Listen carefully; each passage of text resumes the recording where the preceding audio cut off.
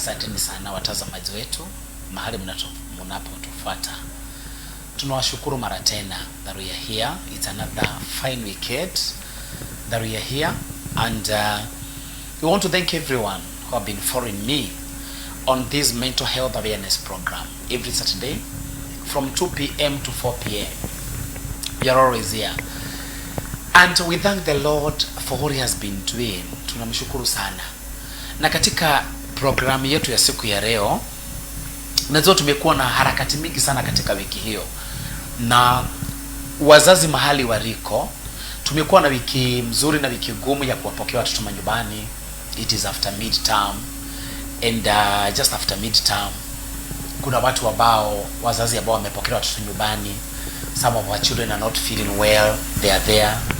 Some of the youths that came from school, they have just come for holiday, maybe for 2 or 3 days. And some of us parents are worried about our children. Some of us are worried, when will they go back to school? Na zote kuna wazazi pale washaanza kufurugana na watoto wao pale nyumbani. Washaanza kufurugana na wao. Hawaelewi watoto wao vizuri, hawaelewi. Some of us parents do not understand our children very well. The economy is really going high. Some of us parents are complaining because of the inflation and everything. Ukiangalia bei ya unga ni kama inaendelea ikipanda. Ukiangalia bei ya kila kitu ni kama inaendelea ikipanda. And most of the times when we hear that children are coming back home from school, some of us really get worried. Tuanga tunashtuka sana. What will they eat? What will they do? How are we going to handle this, the situation allowed? Hata kama watakaa siku 2 ama 3, tutawezaje kukaa na watoto wetu nyumbani? And now today's program will be talking about youth and employment. Wanalika. Najua pale nyumbani tunao sisi kama wazazi, we have some of our children were there back at home. Wengine walishafanya university education, walishamaliza masomo ya college, the tertiary colleges, the intermediate, the university level, na pengine wakatafuta kazi wakupata. Na jambo moja ambalo najua, looking for a job, it's a hectic thing to do. Imekuwa jambo gumu sana kutafuta kazi. Kuwa pale mtaani kila asubuhi unaamka, unatembea kila mahali, umetafuta kazi kutoka asubuhi mpaka jioni, haujapata ile kazi ambayo ulikuwa unaitafuta. Na kwa hivyo katika studio zetu siku ya leo, tutakuwa tunaongea mambo na wanalika na kazi, youth and employment. Tutakuwa tunajiuliza mwanalika ni nani, anafaa kufanya kazi ina gani? Sababu wazazi wengine hatuelewi watoto wetu vizuri. Kama umefika wakati wa kupeleka yule mtoto kazini ama kumtafutia kazi, some of us are looking for connections here and there. So siku ya leo tuna maswali mingi sana tutakuwa tunauliza katika station zetu za Ushirika TV. Tufuate pale Facebook Live Ushirika TV, utatupata pale. YouTube tuko pale, TikTok tuko pale Ushirika TV. Ukitufuata utatupata. And ukifika hapo Ushirika TV, feel that you are at home. Here we answer all your questions. Yale maswali yote ambayo umekuwa ukijiuliza, ukifika Ushirika TV tutajibu yale maswali yote. Na kwa hivyo leo nilipiga hatua 2-3 kutafuta mtaalamu, mtu aliye na uweza, aliye na ujuzi mkuu sana juu ya wanalika. Atatuelezea mwanalika ni nani, ni majukumu gani mwanalika alionayo, na tutaingia sana katika mwanalika na kazi. Tujiulize ya kwamba wanalika wametafuta kazi katika nchi yetu ya Kenya, na sana sana naona wakati huu or in the era that we are in, watu washaanza kufunga safari. Wengine wanaenda Qatar, Dubai, wengine wameenda Canada, wameenda UK, US. Watu wanaenda kutafuta kazi. Shida ni nini? Shida iko wapi katika nchi yetu ya Kenya? People are not getting jobs here. Watu wamesoma, wamefanya graduation makubwa. Tumeshuhudia kweli they have graduated, lakini they are not working, hawana kazi. Na ndio maana unapata ya kwamba washaanza kufunga safari za kwenda nchi za nje ugaibuni ili wakapate kutafuta riziki mahali pale. Unapata wengine wanaenda Saudi Arabia, na wakifika pale wengine wanateswa, wanarudi nyumbani bila kitu. Wengine wako pale Dubai, wako Canada, wako wapi? What is happening in our land, the land of Kenya? Kwani hapa hatuwezi create kazi? Na ndio maana siku ya leo tuko na mtaalamu ambaye atatusaidia kujua na tufahamu ya kwamba mwanalika anafaa kuanza kutafuta kazi wapi, atafanya nini ili apate kazi. Hivyo nawakaribisha nyote. Pigia mtu simu, mwambie atune in to Ushirika TV. tumia mtu link ya Ushirika TV Facebook, enda pale watumie link, waambie waingie ndani. Sana sana wale wanalika na wazazi. Mtaalamu ambaye niko naye siku ya leo atakuwa msaada kwa wazazi na pia atakuwa msaada kwa mtoto wako mahala pale. Sana sana wale wanalika ambao wako katika umri wa kufanya kazi. Tutaguzia ambao hawajakuwa na umri wa kufanya kazi, lakini sana sana wale ambao wamefikisha umri wa kufanya kazi. Miaka hiyo imeenda sana, wametafuta kazi wajapata. Leo tuko na mtaalamu ambaye atatusaidia kuelewa yale mambo. Kwa hivyo nawakaribisha katika station zetu za Ushirika TV. Feel that you are at home. Umekaribishwa. Mimi naitwa MC Josh hapa katika luniga hizi za Ushirika TV. Mimi ambaye huwa nimeshika steady siku ya leo every Saturday kuanzia saa 8 mpaka saa 10. Hapa tunasemaga hakuna stress. And every Saturday ni siku ya kustarehe, ni siku ya kukaa pale chini. Ni siku ambazo kuna maharusi, kuna mapati after party. Lakini hapa Ushirika TV huwa tunawaletea wachaganuzi wa mbalimbali. Kwa hivyo keti pale katika nyumba yako, fungulia runinga yako. Kama uko na simu, ingia pale Facebook Ushirika TV, utatufuata pale. Ukiwa katika kochi lako pale kwa nyumba, umestarehe pale na glasi la maji. Nasi hapa katika Ushirika TV nikiwa na mgeni wangu, niko na mgeni kijana chipukizi ambaye siku ya leo atatusaidia na atatuelekeza katika hii mada. Karibu sana mgeni wetu siku ya leo. Nashukuru sana. Pengine unaweza kuanza kutuambia majina yako, umetoka wapi? Okay. Ili tukuelewe vizuri, umesomea wapi, na kama wewe ni kijana, naona wewe ni kijana. Kweli. Unaweza pengine kujitambulisha. Nashukuru sana watazamaji wa Ushirika TV kwa siku ya leo. Yes. Nahisi niko sawa na nimejiandaa vilivyo kwa sababu yenu.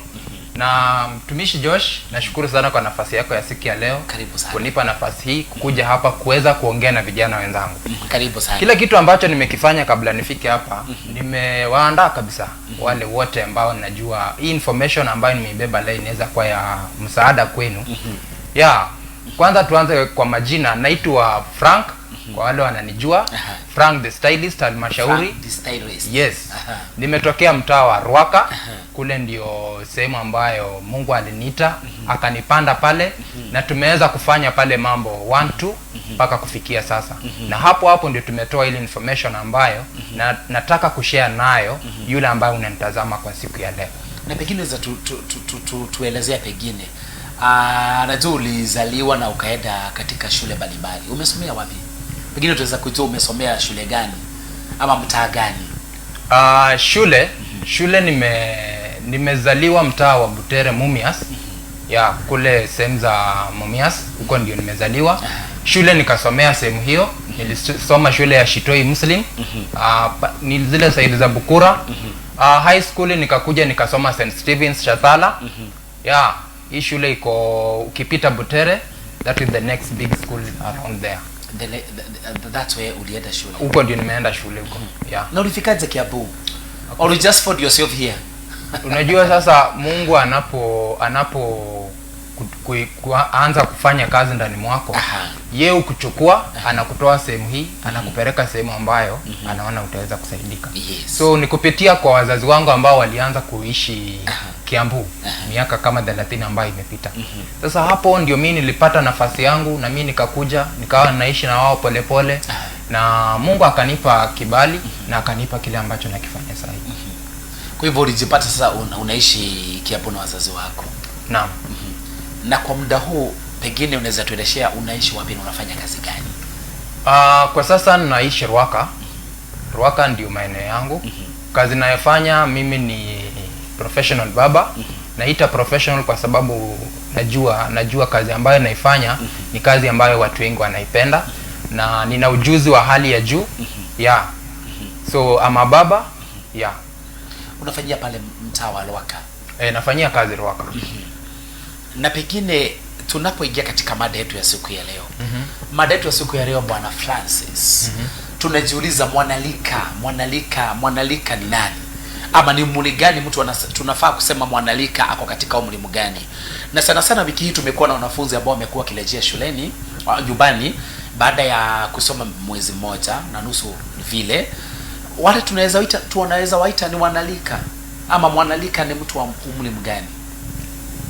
Kile kitu ambacho nakielewa sasa ni kwamba majira yamebadilika. Kwa sababu kitambo youth alikuwa anahesabiwa kutokea 18 years. Wakati mimi napambana kupata ID, youth alikuwa anaanza kuhesabika akifika miaka 18. Lakini mahali tumefika sasa hii unapata mtoto wa miaka 10, mtoto wa miaka 12, 14 anaanza kufanya zile vitu tulikuwa tunavifanya tukifika ile miaka 18. Ya 18.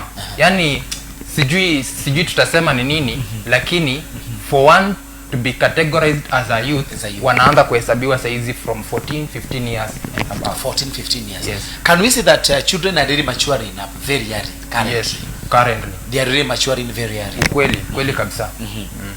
Na sasa tunapoingia katika kuongea mambo ya wanalika, washamaliza shule, mwanalika pengine ni kutoka miaka 14, 15. Lakini sana leo tutakuwa tunaongelea wale wanalika ambao wako tayari kuingia katika uwanja wa kutafuta kazi. Na kwa hivyo katika nchi ya Kenya tuko na shida, Bwana Francis. Watu wamesoma, hawana kazi. Shida kweli. What is the problem? Watu wamesoma, wamehitimu, wako na degree, wako na certificate. Kweli wamesoma kabisa. Na niwajua Talwaka kuna watu huko kwa mtaa wana radarada. What is the problem with my youth? Naomba nianzie swali lako hapa. Yes. Wakati unalei mada ya leo, umeeleza vizuri sana kwamba wazazi wako na changamoto mingi sana saa hii. Yes. How they are going to take care of the kids who have just came back for midterm. Na kitu kimoja ambacho napenda sana tuelewe saizi MC Josh. Yes. Ni kwamba wazazi wenye tuko nao sasa hivi, they are the youth that we are talking about. Yes. Ndio the first wazazi wenye tuko nao, they are the youth. Yes, wazazi wenyewe ndio the youth we are talking wanalika. about. Yes. What do you mean? Yani namaanisha Yes. venye umesikia nikikwambia in our days, Yes. ulikuwa unapata ndio ufike 18 years, ndio mzazi wako angekuruhusu kwanza kukua mtu, unaanza kudate wasichana. Yes. Unaanza kujuana, kupata freedom. Yes. Lakini anything below 18 years ulikuwa mtoto wa mama, mtoto wa baba, you stay at home, you do your things under the watch of your parents. Yes. Understand? Yes. But currently unapata mtoto akifika hiyo 14 years ambayo nimeanza kukuambia. We have seen so many cases of children underage ambao wanapata those early pregnancies. Yes. So unapata before the real time, before maturity age, Yes. or the category that the once mtu anafaa kusema sasa huyu ashakuwa mtu mzima, sasa anaweza jisimamia, anaweza kalinda nyumba, anaweza provide. Yes. We get children but we are not yet there. So that's where the problem is starting. So unapata I have a child mmoja ama wawili, but where am I getting whatever I'm feeding these children? Understand? Yeah, I get it. So the problem is we get children very early. Yes. Yeah. So unapata when I want to stand as a parent and provide and give to my family, I am failing simply because I don't have the muscle of bringing something on the table. Yes. Kitu ya kwanza nimepata mtoto, hata akili ya kutafuta kazi sina, akili ya kufanya kazi yenyewe sina. How to use to handle my budget ya nyumba sijui. It's difficult. Yes. So unapata there are steps tumezivuka huku nyuma, tumeenda mbele kwenda kupata watoto. You see, kupata mtoto, I think it's a step after a certain step. Yes. Ambayo tunakwanga tumeiruka hapa nyuma. There must be first education on how sawa ushatoka shule, this is now the age, this is the new step. Yes. Nataka sasa uanze kutafuta kazi. Ukishapata kazi, there should be education on this is how people earn money, this is how people plan and who themselves. should give this education? Who should give this training? Who is failing? Upande wa who is failing or rather who is supposed to give education. Mtoto anatoka kwa mikono ya mzazi, anaingia kwa mikono ya mwalimu. Then pale kwa mtaa kuna elders ambao hawa watu wote wanakuanga the watch. Kuangalia huyu mtoto akigrow. So unapata where you go wrong, your parent atasimama akwambie this is how it's supposed to be done. Shuleni we are taught this is how it's supposed to be done. Elders in the society we are taught wanatufunza this is how it's supposed to be done. Currently as we speak, mimi nimesema Ruaka kwenye naishi sahi, my parent is not there. Walishaniacha, walienda kwenye walienda. So most of the people that I'm interacting with, they are friends. Their friends. Some of them are elder than me. Yes. Understand? But now hawa ndio watu wanatupea education. They give us advice. The advice that they are giving us, hiyo ndio the kind of advice we are supposed to convert it into education. Into education. You understand? So because this unapata mtu amekuwa employed for the last 2 years. Yes. Then amekuja amenikuta, maybe I'm looking for a job or rather I'm already working. Yes. Na nimeanza kupata pesa twangu kidogo kidogo. So if this person takes their time to sit down with me na ni advice financially and ni advice economically, I should give them an ear. Understand? Okay. Niwasikize, then from their whatever they are advising, I can pick a point from there and nijimudu nayo mimi sasa. Unaelewa? So the education should come from parents, society and school. Yeah. So you want to tell me that most of the youths we have wanapatiwa yale maagizo, or in the line of their life kuna mahali unapatana hiyo education, the training, it's only that maybe they don't take it seriously. Yes. Or maybe they don't realize that this is training that I'm being given. Yes. Hawajarealize, hawakubali, hawajui. Hata saa zingine wengine wetu tunaambiwa hizi vitu, then we want to feel like easy, there's still time to come. And even before we get very deeper into employment, I've come to realize that currently most of the youths we have are really getting to early marriages. Sure. Mtu ametafuta kazi sijui amekosa, and he ends up thinking if I get married maisha yangu yatafungukia pale. Can we say that parents are failing to advise our youths on what age to get married, or on what comes first, ni kazi ama ni ndoa? Tumesema youths wetu wenyewe, things have changed. Na I think I'll not take much time on to that. Yes. Kusema zimeharibikia wapi, because ukijaribu kuihandle wanasemanga hii life ya saisi kama ile ya kitambo. Because unapata, nimesema at the age of 14, saa hizi as we speak, mtoto anajua mambo mengi sana hata kuliko mzazi wake. Yes. Unaelewa? So unapata ikifika ni kupewa advice na huyu mzazi ama na whoever is advising them, kuna a lot of assumption kutoka upande wa ule mwenye anapewa hiyo advice ambaye sasa ni huyu mwanarika. Unaelewa? They know much. Na that is where they challenge us. Because sasa, for example, I'm in my early 30s. Yes. Right now. Unapata I have a lot of information huku nje ambayo inahusu employment, ambayo inahusu hao wanarika. Yes. Because I've been through a lot and I've learned a lot of things ambayo naweza share out to somebody maybe mwenye nikiangalia naona they deserve this kind of information, but they know more. Naona wamechanuka, wacha tuseme wamechanuka sana, that's the right word. Wamechanuka sana kuniliko, and they really want to show you mimi nimechanuka, I'm past that stage, or rather hiyo information unanipea hainihusu. Yes. So the failure inatokea kwa huyu mwenye anapewa hiyo advice na anakataa kuichukua. Yes. Because so unapata they run. Yes. Unasikia mbogi, nasikia hizo lugha mbogi, sijui rende yangu, sijui parting, sijui nini, sijui form. Na hizi shengi mingi zimejaa mtaa. So unapata hizi zinasanya hawa vijana, zinawaweka pamoja. Then kwa sababu kazi imekuwa kazi kutafuta. Elewa? Kazi ni kazi kuitafuta. Na kazi yenyewe kuitafuta bado imekuwa kazi. So unapata what is the easiest thing here? The easiest thing ni kuenda kuchill na Wambo. The easiest thing kuenda kuchill na Onyi pale hivyo. Then unapata katika hiyo hali ya kuchill, that is where we continue our pressure. Peer pressure bado iko. So unapata hapo ndio twende tutafute tudem. Madem pale wanasema wacha twende tutafute form, wacha twende tutafute saizi nasikia kuna mubabas. So unapata through these things we start them lightly, kidogo kidogo, kama joke. Kama saizi venye wametoka shule, if parents you are not going to take care of these kids, hawa wenye mnasema mtoto wangu siwezi mlea venye mimi nilelewa, things have changed, it's 21st century. Let me tell you, hakuna kitu inafaa ibadilike when it comes to raising your son or your daughter. You should raise your kid ukiangalia where I'm putting them today. Kesho nikiwaacha hapo, will they stand or they will fall? Unaelewa? So stories za kuwa convinced that rende ati mami unajua hizi siku si kama zile zenu za kitambo where you had to reach sijui miaka ngapi ndio upate mtu sijui nini. Mtoto ako 16 years but already ukimwangalia already ashaanza kujua kuna kwenda form, kuna kwenda reggae, kuna jaba. That is where we are getting lost. Yeah.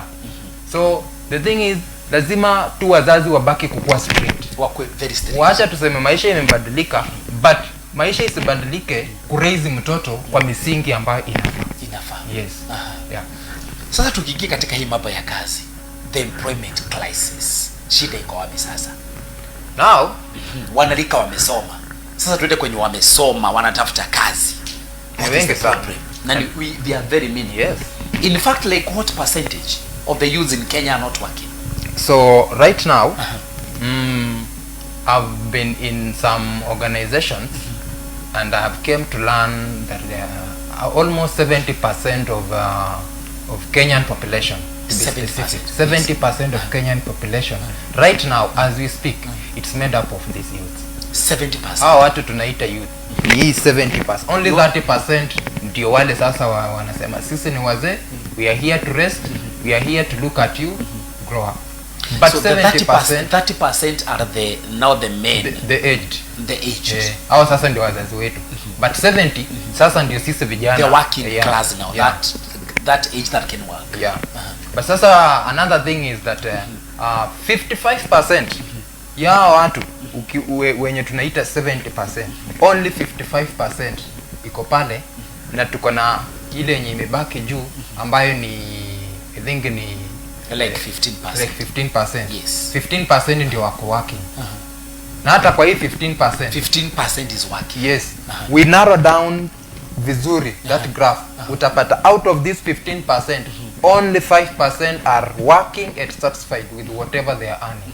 10% are working lakini still confused. They are very confused. Very confused. They don't know whether they are very satisfied or not. Yes. Because mtu anakuambia I'm working lakini at the end of the month my life looks very poor, kama ule jamaa anachanga kwa plot. So hapo bado kuna shida. Yeah, hapo ndio tunakuja. We have to know when we are working, ni nini kitu ingine mtu unafaa kukuwa unafanya apart from kutegemea ile kazi unafanya. Yes. But now before we get there, wacha to handle the 55%. What do we do with the 55%? Our 55% who are jobless. 55% huku ndani tuko na 40% wenye wako educated. Hii 15% ni tukubali kuna watu bado hawajajua education ni nini. Yeah, right now. So they are in this figure 55%.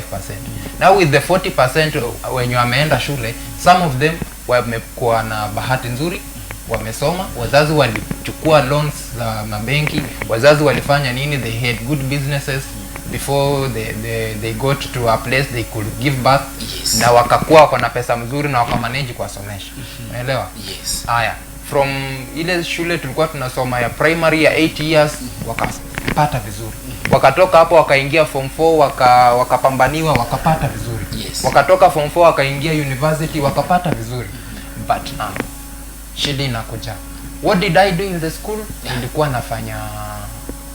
Nilikuwa nataka kukuwa daktari and that is the course I took. Yes. So niko hapo ninangoja kukuwa daktari. I graduated in 2012. Have papers. Right now it's 2024. Bado nangoja kukuwa daktari. You are tamaking, you are living uko hapo ushakuwa, yani if you are a girl, yes, na bado uko kwenu, bado unasikia ndugu zako akikuuliza, hey, bado uko tu. At the end of the day we turn into a topic kwa villagers. Yes. Unaona? Yeah. Sasa hizi topics hata ndio zinafanya hao watu wanaanza kusema wacha nitoke niende nioleke. So unapata we get children kwa sababu ya kakitu kadogo hapa ambako kamekosa kupata njia mzuri ya kusolve. Because nilifanya course, I'm sitting there waiting for that white collar job. Unaelewa? No, that is where we are failing because we are waiting for ile kitu nilisomea. Now Kenya mahali imefika saa hii, ama I don't believe ni Kenya peke yake. Right now maisha ya mwanarika yeyote mahali tumefikia saa hii, it is time to wake up, dress up and show up so that you can take on any opportunity that comes your way, yes. so long as ni a very good opportunity ambayo iko legally accepted na inaweza ikakusaidia kutengeneza economy yako we mwenyewe ikuwe mzuri. It's not just a matter of complaining. Every day in the morning we cry. And juzi nilikuwa nasikia watu wanalia hadi bei ya mafuta. Sasa unakuja unapata the person who is complaining about bei ya mafuta hata hatujui gari ni kusema nini. We are just seeing them pass on the road. Yes. Yeah. So unapata we waste a lot of time doing things that are unnecessary. Yes. So about the ones that are not employed right now ambao wako kwa hii figure ya 55%, tumesema shida ya kwanza ni kwamba a larger percentage wame graduate and now they are at home waiting for the courses zenye wamesomea, ambayo saizi unasikia unaambiwa even the officers themselves are full, zimejaa. Sasa unangoja nani? Saizi in the country that we are living right now, I've heard it being said until now it's still happening. For you to get a job, you need to have someone who is connected to you. Kama hauna connection, yes, you need a connection. If you don't have that connection, wewe umeisha. Yeah, you will live there ama uhongane, na hata hizo hongo saa zingine wengine wanazikulanga but they don't work. Kunye watahoga mtu wapate kazi. Yes. At the end of the day you will not get it. I've had cases of so many friends of mine. I've told you I've been in organizations. Right now nina interact na watu wengi sana. Na nimesikia stories za ladies, nimesikia stories za boys ambao mtu anakuambia mimi nilienda nikapeleka papers zangu, at the end of the day niliitishwa do kama ni mwanaume. Yes. Kama ni mtoto msichana alipata CEO ambaye ni mwanaume, they had to convert hiyo kazi kukua sasa wewe ni mtu na chali yake, at least ufikirie utapata ile job. Lakini bado ni kubahatisha.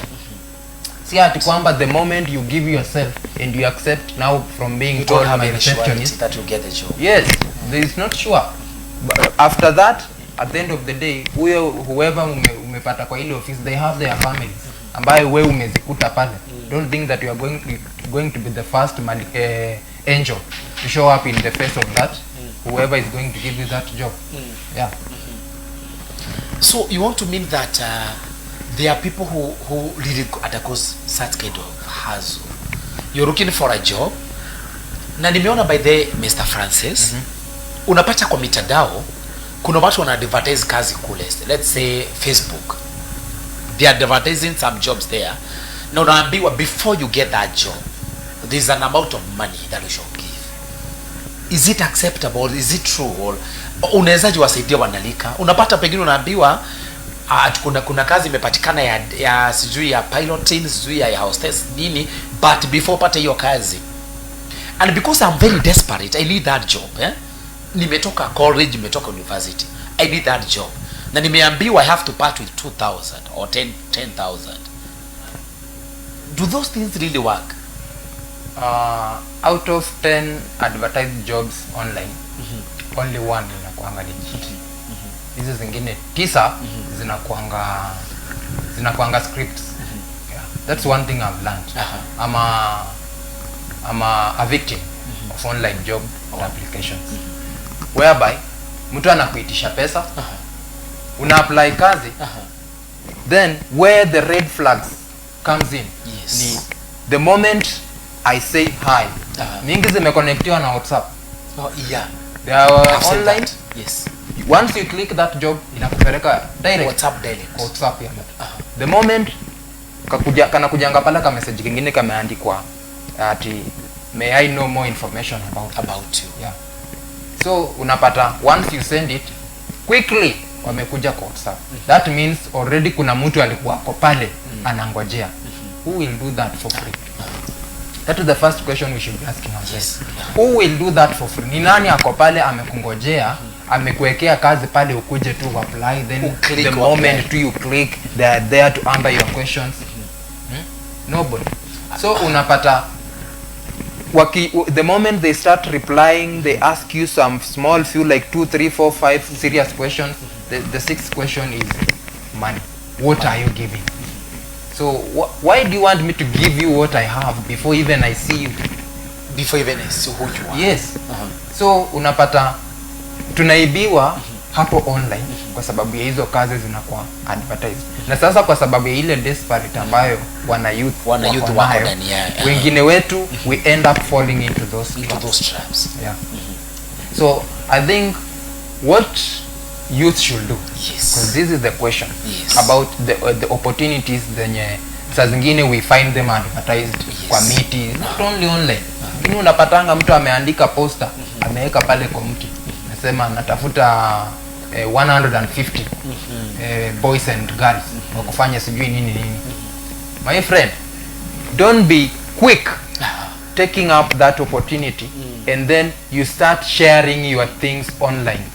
Hii karatasi iliandikwa mahali, iliwekwa hapo na mtu, unaona?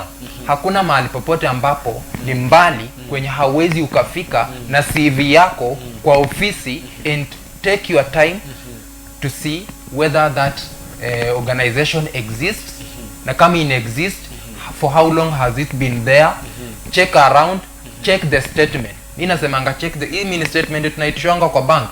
This is everyone, every profession who stands out there. Frank the stylist as Ababa, I have my statement. Right now when you come before me na uniulize where can I get more information about you, I'll take you to my social media handles. You understand? Because that is where you need to get your confidence about me. You can't just trust me because nimekwambia who I am with my sweet lips and you believe in me.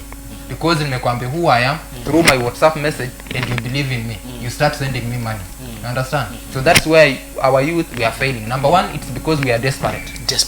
We are desperate. Sure. Tumeka home sana bila kazi, without any work. Na tumesomea hiyo course yenye tumeona imekuwa advertised pale. Na sasa tunataka kuipata haraka. Sisi ndio hao na pesa. Watu wamehongana mpaka 200,000.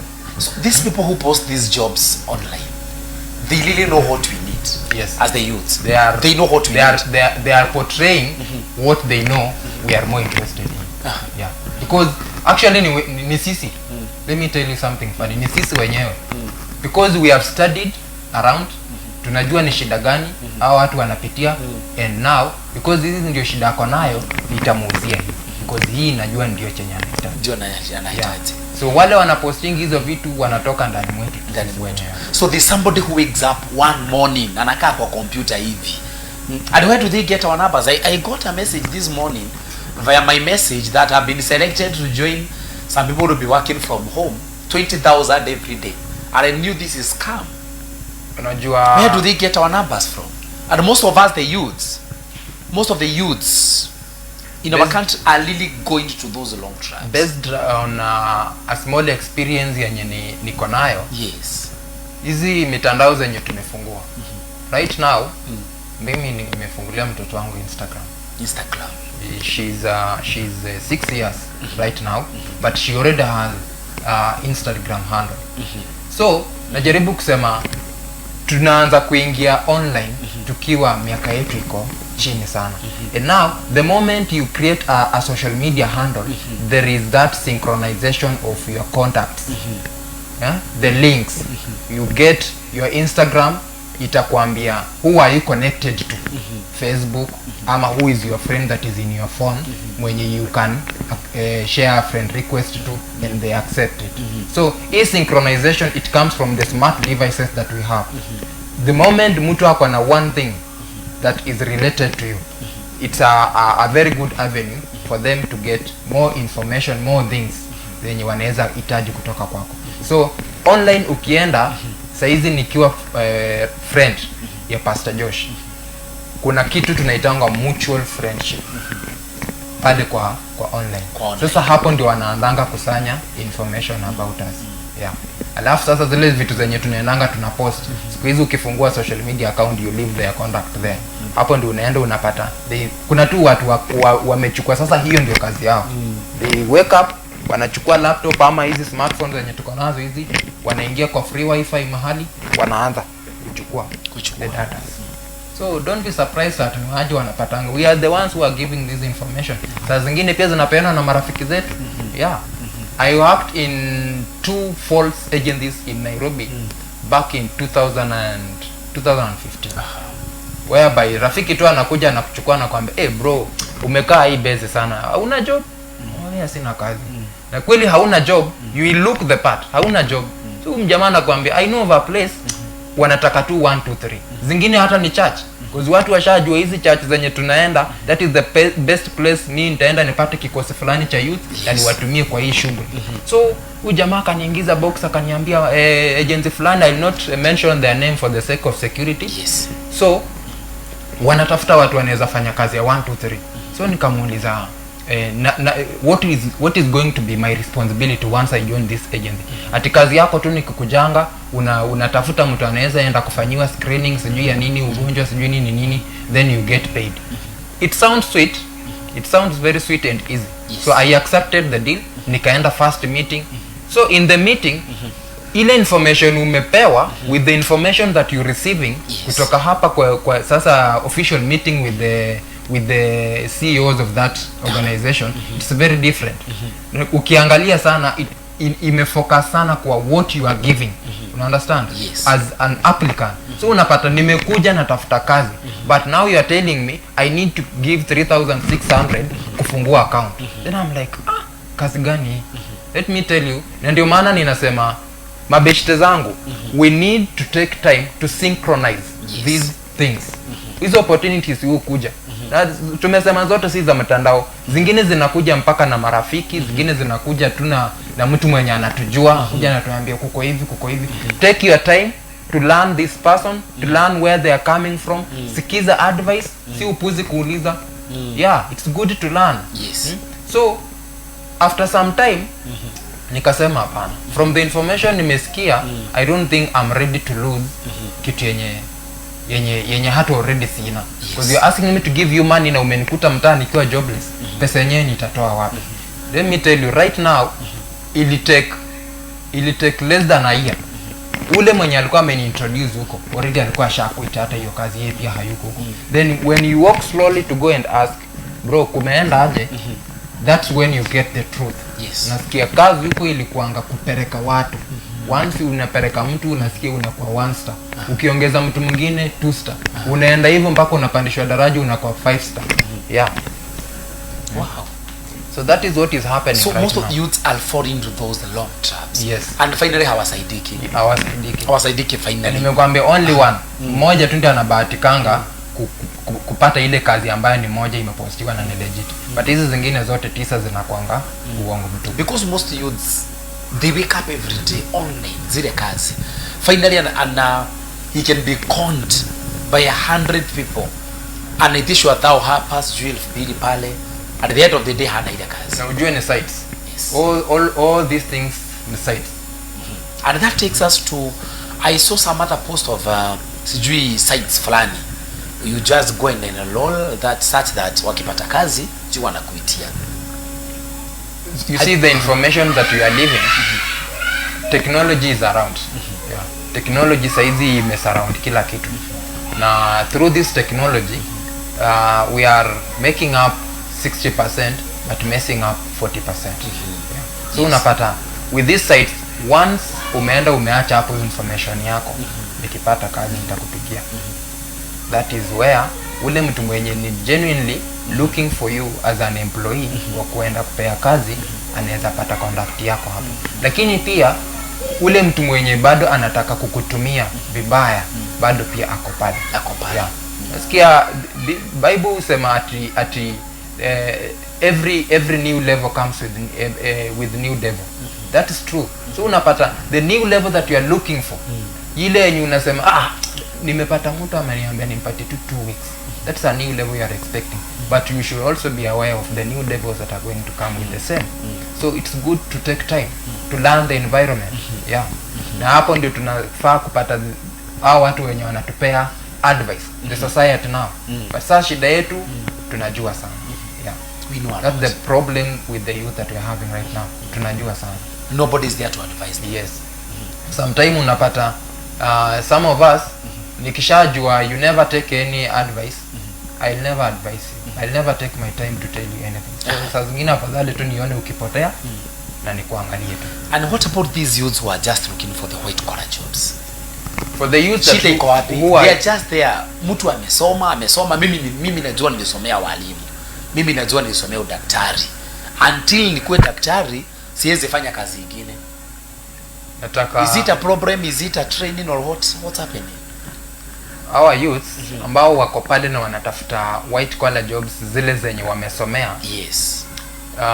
One thing is that I think they need to get down, restructure themselves, search themselves, and see what they are looking for. Yes. Kama watakubali, try and find someone who will advise you ndio uweze kuelewa Kenya ambayo tunaishi saa hii.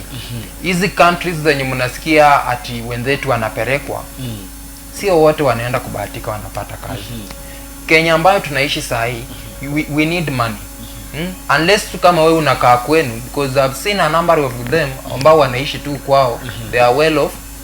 Nilikuta dadia akiwa na plots zake kadhaa, ama nilikuta dadia akiwa alikuwa employee wa company fulani in the past 20 years. So kuna kakitu, hao ndio uko na bahati, you relax there, uko sawa.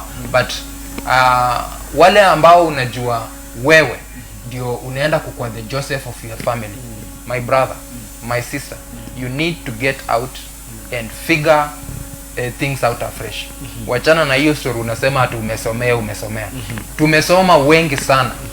And right now sisemi ati watu waache kufanya courses ama nini. It's good to be literate, understand? Yes. Lakini apart from that, kuwa na spare wheel. Kuwa na spare wheel. Kama gari inapewa spare wheel, wewe uko tu pale umepewa akili zako na Mungu, but you don't want to apply things in the right way. In the right way. So kuwa na spare wheel. Na spare wheel ambayo tunaongelelea ni apart from the billions zenye mzazi amemwaga shuleni ukafanya course, ukaiva. Wewe ni IT specialist. Wewe sijui ni nini, wewe sijui ni engineer wa kufanya nini. Get out and try and do something yenye sasa it's a skill yenye ume get from technical colleges. Corona was here just the other day. Yes. And I think tunafaa kuwa tumejifunza mambo mingi sana Kabisa. We have so many teachers wenye saizi tuko na wao wanatafuta kazi yenye wali lose 2019 during the pandemic. Yeah. So when corona came, kulikuwa na stories za let's work from home. Kulikuwa na stories za sijui let's cut the salaries. So unapata mshahara yako inakuwa divided. But now inakuwa divided na already ulikuwa push life standard yako to another level. Yes. Now one problem with this generation that we are having ni ati they don't want to accept the negative changes. They only ready and easier and fast to accept the positive changes. The positive changes. So whenever things goes down, wanataka kubaki force things up, but not in the right way. Because for the people who were working in that time 2019-2018 when walikuwa na hizo kazi, and maybe let's say for example someone who was earning 100 Gs na kampuni ikakuja ikasema because of 1 2 3 business is not moving, we want to cut your salaries by a half, so that is 50,000. Kama huyo mtu alikuwa analipa nyumba ya 20,000 just because alikuwa na 100 Gs net salary, Yes.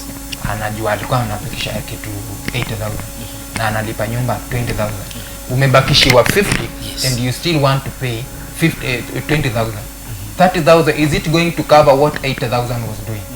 So unapata we are failing when it comes to accepting the negatives. The negatives. Yeah. So the brothers and sisters wale wenye wamefanya hizi courses, the thing is get out from this school. We say education never ends. Yes. We learn every day. And every day hii kitu ambayo umeipata, you never know, it might be the next big thing into your life. Inaweza kuwa the stone that you are going to use to get the path hapo mbele. So we don't look at things, tunaona watu wa government is advertising NYS jobs, but unapata mtu anasema mimi siwezi enda kufagia hizo barabara, mimi siwezi enda, mimi nimesoma sijui nimefanya nini. Bro, get out there, enda upate hiyo skill. Enda tu upate hiyo skill, because hiyo IT certificate, diploma, degree uko nayo, tomorrow itakuweka tu pale kando ikwambie umetuonyesha kiburi sana kwa hii kampuni, sasa kaa pale kidogo, wacha tupate mtu mwingine ambaye ako tayari kukuja kazi kwa masaa, mtu ambaye ako ready kukuwa na discipline hapa kazini. So tell me, IT yako italipa ile nyumba yenye unaishi? IT yako itaenda kulipa ile life ya online nzuri yenye unataka kuishi? Because some of them are flaunting their lives online. So mtu anataka kutuonyesha, oh, mimi niko huku I'm doing this, we showcasing heavy cars online. Tunapea watu pressure bure, tunatembea na hizi traveling cars na nini. But the moment we lose the jobs, hapo sasa ndio tunaanza kupata hizi shida kubwa. So the thing is, apart from the certificate, the degree, the diploma, then the PhDs that we are having, we need to have something at our hand yenye itatusaidia. And ndio maana saizi tunasema, for me, in my early 30s, I have a business that I'm running. Na hii biashara nilianza kuitengeneza nilikuwa na 28 years. Ndio tu wakati nilijikuta na nikasema, now I think I need to leave the certificates zenye nimekuwa nazo, and this is the journey. So right now I'm talking of 6 years down the line. With the 6 years zenye nimekuwa nazo, by the grace of God, tumemanage kutrain vijana, tumewapea kazi, na saizi they are putting something on their tables because of the whatever they are getting. Na si kampuni, na si ati ni kazi sijui, there are jobs zile the white collar jobs recognized with the government, hapana. These are kazi art za mkono. Yeah, so you need to get the small technical trainings around. Shule zimejaa saizi kila mahali. Jifunze, get a skill. Hata si lazima uende shule, you can learn something from someone mwenye ni close. So you tell us that the technical jobs are more paid than the... Yes, that is the thing. Hizi kazi zenye tunasema ati I'm waiting for a pay slip at the end of the month, they are not. Unataka kuniambia kuna mwanalika ambaye ataacha certificate zake aingie katika let me use the kazi ya salon? Maybe they will just adulate the technical job he's been told to go and do, na yeye ataprefer wacha nigoje miaka na miaka ili nipate kazi yenye nilisomea, pengine nifanye procurement or something. Hiyo pia ni how do you advise them kabla agoje hii ya procurement? Maybe he can take the salon one or any other technical job. That is the thing, that you should put aside the knowledge that you have, ambayo umeiacquire through either way, maybe kama ni college ama ni nini, and get at least something that will help you get somewhere apart from this that you are having. Yeah, because hiyo ya kuwa underrated, kuangalia kazi ya salon unasema hii si job naweza nikafanya, and even our parents also wamefail.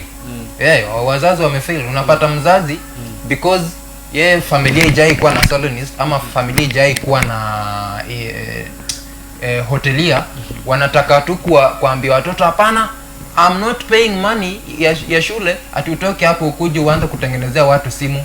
Unaona? Yes. So hapo ndo unapata hata wao wana fail. So saizi actually tunafaa kuishi life kama yenye people like in Japan they are living. Mtoto mzazi anaanza kuangalia mtoto akianza ku grow what they like, then they start nurturing them along that line. Yes. So we will go for a short break. Okay. And when we come back, I would like us to look at the government take and the parents take regarding job opportunities. What is the government doing regarding the opportunities that are being given to the youth?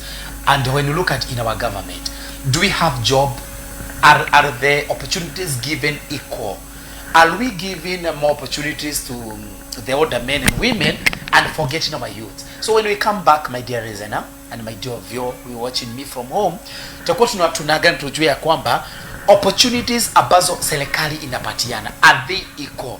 Or is it that tumeegemea pande moja na tumesahau pande mwingine? So endelea kukaa pale, tufuate pale Facebook Live Ushirika TV, pale YouTube tuko Ushirika TV, utatufuata pale, share with friends, pigia marafiki wako simu, especially the youths na wazazi, wa Be in Studio today. Tuko na mtaalamu, tunaongea mambo ya kazi. Vijana wamekuwa watu wa kuchagua kazi, na wakisikiliza maarifa wanayopewa hapa siku ya leo, najua maisha itabadilika. So usiende bari, we are coming back.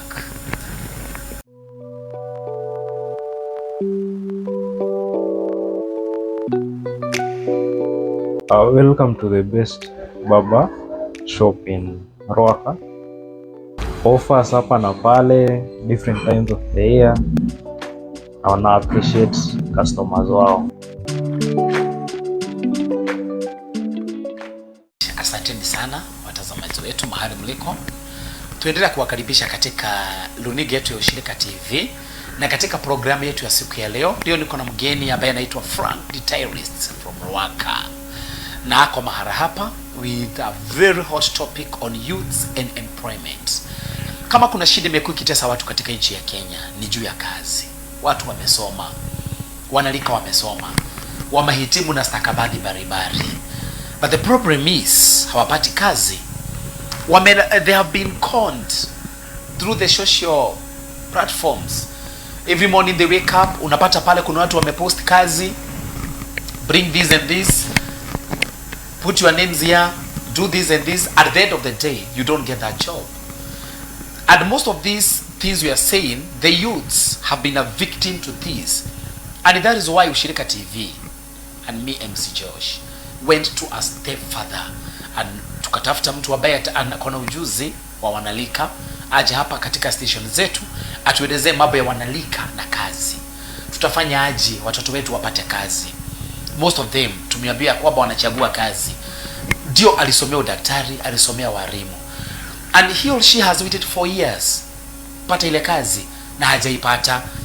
Na Bwana Francis ametuambia if they only be advised to take any technical career, any technical thing, ikuwe ni salon, ikuwe ni kazi hata ya kuuza kibada.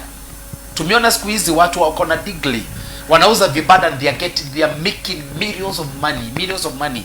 So wanalika wanaotusikiliza pale, hata pale Facebook live Ushirika TV, then share with your friends, share with your friends this show.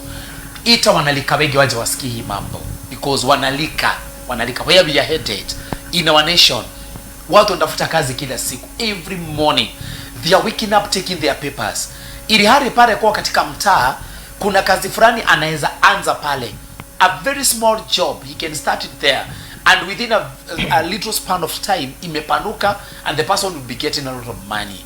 So here we are with my visitor here, Bwana Francis, and we are asking, where are the youths failing?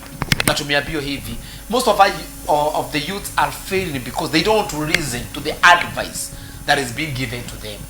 Leo nimemletea mtaalamu hapa ili tukajua kwamba what is the government take and the parents take regarding the job opportunities we have in our nation. Siku hizi unapata watu wanaenda Canada, wanaenda Dubai, Qatar, unasikia mtu wako US, akasijui North America or South America. Out of these watu wameenda kutafuta kazi pale, and the kind of jobs they are going to do there, si kusema that they are better than the jobs you would have done in Kenya. Bwana Francis, Yes. Can we say that our government is not maybe giving us ile percentage ya kazi ambayo iko katika nchi yetu ya Kenya, it is not equivalent venye inapewa kwa wanalika, and the way it's been given to the old men, the balance is not equal. Wanalika tuseme wanaonewa. Now you see, or what is happening? kuna pale tulifika tuka trust that message sana. Yeah, we need to give the jobs to our youths. Sometimes back kulikuwa na campaign ya aina hiyo sana. Yes. We need to give these jobs to our youths. To our youths. Hata presidency from the legal offices. Unapata wanasema these offices should be held with the youths. By the youths. Unaona? So unapata who we think that they are the youths wanapewa hizo chances. Sawa? But now tukileta huku nje sisi youth wenye tuko kwa street, sisi ma youth wenye tumetoka shule, sisi ma youth wenye sasa tunataka hizo opportunities at least to make our lives better. Unapata zinakuja. Lakini remember what I've told you. Yes. You need to have a connection. You need to have somebody mwenye anajua somebody somewhere Somebody for you to get a job. Yes. Yeah. So the percentage of these jobs are coming huku ndani. Me have seen so many of my friends wenye wamepewa opportunities wakafanya trainings za kina KEO, wamefanya trainings za hizi kazi mtaani hizi wengi, but unapata wewe ukijaribu kukimbiza hiyo opportunity unashindwa mlango nimetokea ni gani, nikikuja kutafuta hiyo opportunity na sasa nitaingia na gani, because ni kama hata wale wenye wanatumwa they are sent with a list. Yes. These are the people you supposed to be reaching for this opportunity. So hiyo kitu iko na ubaguzi mwingi sana, si kitu ya kila mtu. So that will not be a choice for ule mtu mwenye anataka hizi opportunities hapa in life. Maybe let's call it the job opportunity. The government is doing right. So it's taking. So the government is not to be blamed. Government is not to be blamed. It's doing right. Yes. Wale wenye wanapewa, you see the government ni mtu.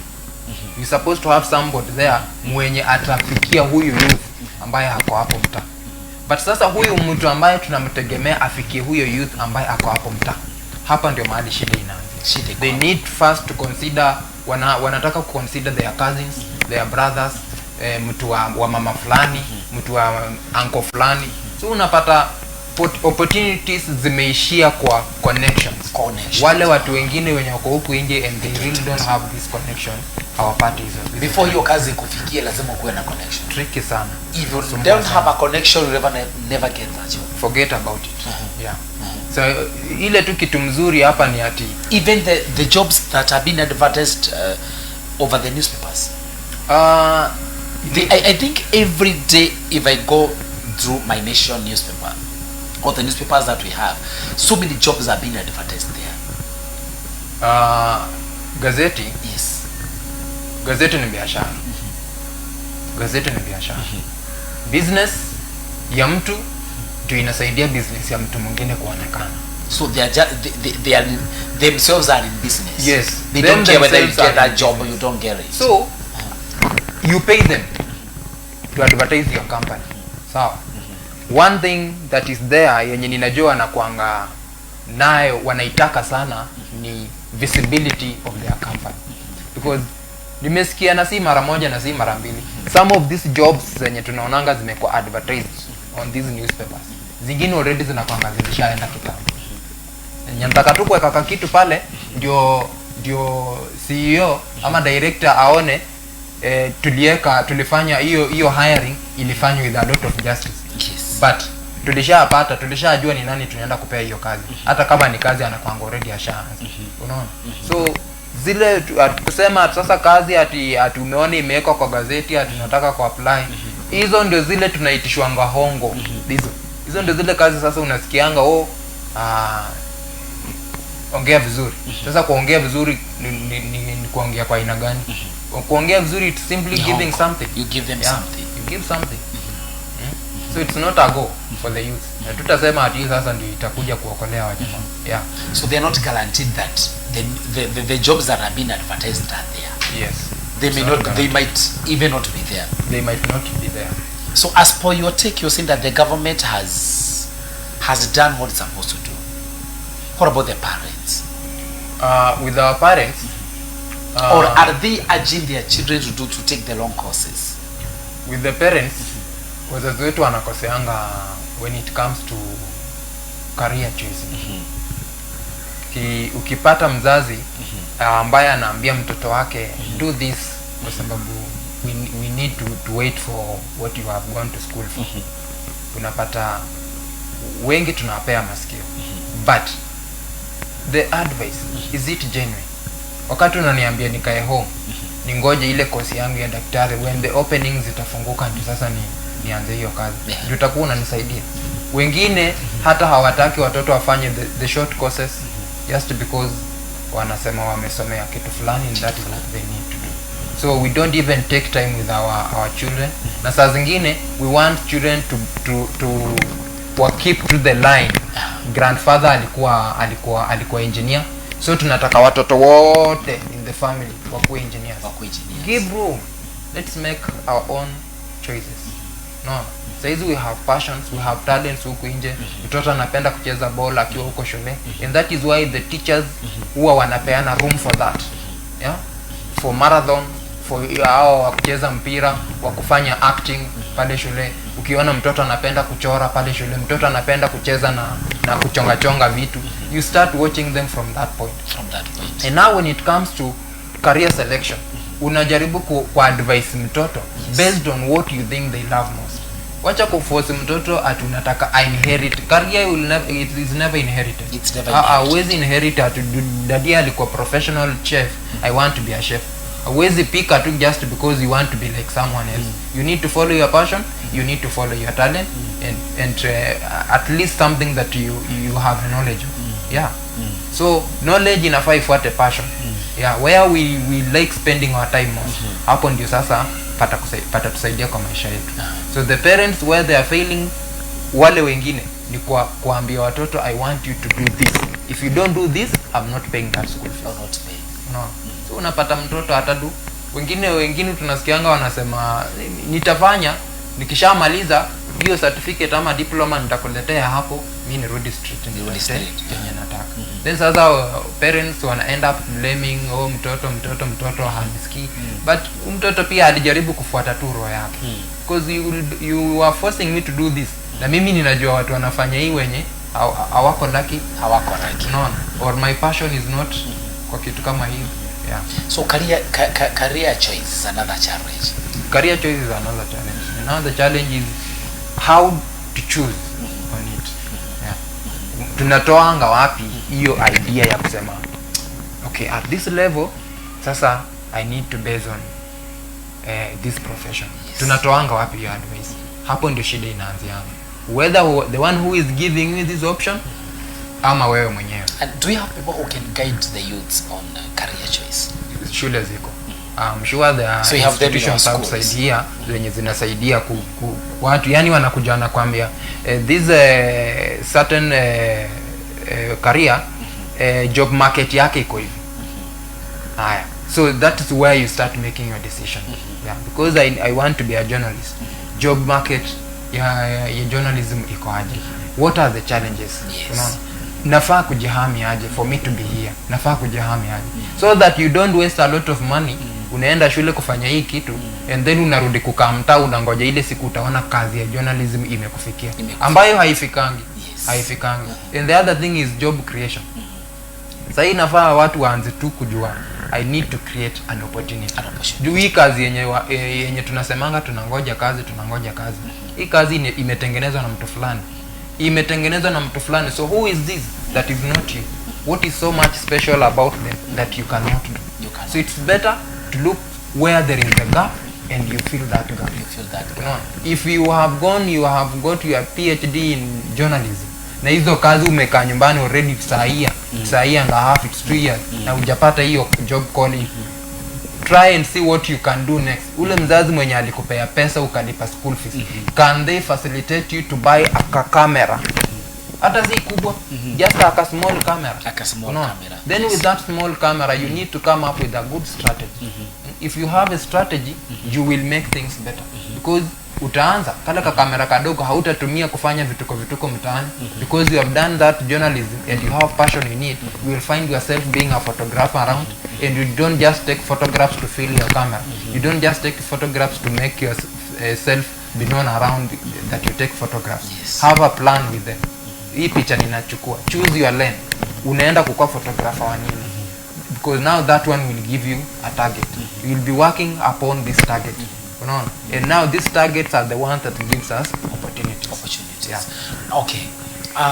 When you talk about the technical courses, and I know those of you who are watching us, maybe we can ask, and maybe I would like you to elaborate for us. Unatuambia watu they can create, the youth can create jobs. Yes, sikatai. Wakienda pale kwa county government, when they are going to pay for the licenses, can we maybe say the money they are being asked for example, you are one of the people who are in the technical businesses. Yes. Licenses. Yes. Are they very highly paid, or what happens? Niko na passion ya salon, I can start a salon, lakini ikifika pale nakuta milango ni kama ishafungwa. It's like now I am being demanded to pay 10,000. Where do I get the 10,000? Umefanya vizuri kuturudisha kwa hapo kwa government. Yes. We said government is doing its part, right? Lakini kuna watu hapa ndani And maybe you can use this camera if you talk. I know some of them are foreigners. Yes. kuna watu wenye wako hapa ndani ambao they don't care about the lives ya wale watu wengine wako huko nje. Yes. As MC Joss has just mentioned, I'm one of the people who owns business. I own a business, by the way. Yes. And I've been running this business for the last 6 years. I've been having licenses for the last 6 years. And I've known some of challenges zenye watu face huku nje. If you are found running any business, doing anything yenye the government thinks lazima i-generate income kutoka kwa hiyo kitu na upatikane hauna hicho kibali, the problems we face are very tough. They are very tough. Unapata license, ile license mtu akikosa kupata ile license, ukienda sasa tu watu wamekuja wamekubebea vitu zako, for you to return back those things you will face a lot. Unapata, so government pia ndio is support. You see, as they campaign wanasemanga they need to create employment for the youth. Yes. Huyo youth ndio ule ako na kinyozi pale wako. Wewe kama government you don't recognize the size of the business before you lay laws, before you send your people, your officials on the ground kukuja kuangalia what is happening. They just come with forces. Mi hata wengine siji kama wanakwanga wameundergo the trainings on how to handle. Wakikupata hauna license, what you're supposed to do? Just close it on kama your hizo. business. Una understand? Yes. So unapata the challenge of you getting the permit themselves, they are over what you can get as a youth. So I think about what the government should do is that they should ease the ways of getting these licenses. Alafu pia waangalie the youth that are around and they are willing to run these things, wawasaidie maybe kama ni hizo trainings, and now try and follow up after you have sent people down kukuja kuangalia ni nani anaweza fanya nini around, ndio tufungie hizi opportunities zisiendee tu watu wa uko na watu wako na connection. Also try and follow up when wewe ulipata hii chance, how did you get it, what is your relationship, what is your connection with so and so. You understand? Yes. And now because you have this business, because you have this skill, ulisomea wapi? Now because umekuja nayo hapa, do you have people that are repenting on you? Do you have people that are taking coins into their pocket at the end of the day for this business? Yes. And what is the process of hiring? Ama ni kazini yako umeweka reception, is it your brother umeweka pale akusaidia, nani anakufanyia account? So unapata kazi afadhali iende kwa society, wacha kuweka tu biashara yote kwa nyumba yako. Hapo pia ndio tuna fail. Unaona, as a society we are now failing. Tunashindwa kusema wacha pia nisaidie mtu fulani mahali apeleke kitu kwa nyumba yao. Why do you want to put everything on your table alone? Because wewe kwa brother yangu, when I call you today na nikwambie kuja ufanye hii kazi, that means pesa ya mtu wa mkono na pesa yote ya mdozi yote inaenda kwa nyumba moja. Yes. So unapata that is where the society is failing. So people should be in a way of, as the way nimeamka leo nikiwa njaa, hii boma ya X, boma ya Y pia inastahili kufanya nini? Kupata something. Unaona? So the government should look as side ya permits and how we should run things. And even make it easier to get that license. Hata wale wenye saizi nasikia kumekuwa na hizi pesa zinapewa groups. Then hizi pesa za the hustler funds. Not even the hustler funds. Kuna hizi youth groups tunajua, you make the youth groups then you come for this money. Acha nikwambie a group of 10 or 20. Wacha nikwambie. Yes.